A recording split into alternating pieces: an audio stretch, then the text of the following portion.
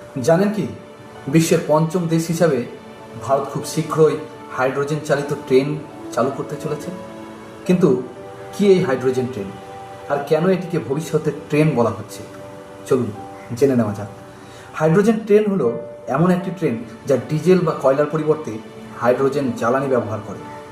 Fuel সেলের মাধ্যমে hydrogen ও অক্সিজেনের বিক্রিয়ায় বিদ্যুৎ উৎপন্ন হয় এবং সেই বিদ্যুৎই ট্রেন চালায়।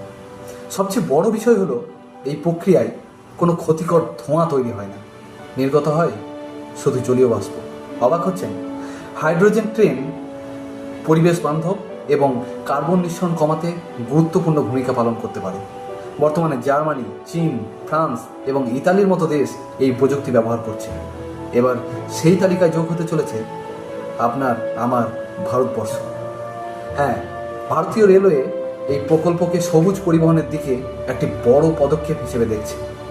হাইড্রোজেন শুধুমাত্র একটি প্রযুক্তি নয়, এটি ভবিষ্যতের পরিবহনের প্রতীক। কম দূষণ, উন্নত প্রযুক্তি এবং পরিবেশ সুরক্ষার লক্ষ্যে এই উদ্যোগ ভারতের জন্য একটি বড় মাইল ফলক হতে পারে। আর আপনি কি এই হাইড্রোজেন চালিত ট্রেনে চড়তে চান? কমেন্ট করে আপনার মতামত জানান।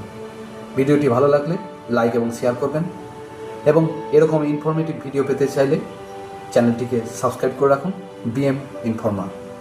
ধন্যবাদ, দেখা হচ্ছে পরের ভিডিওতে।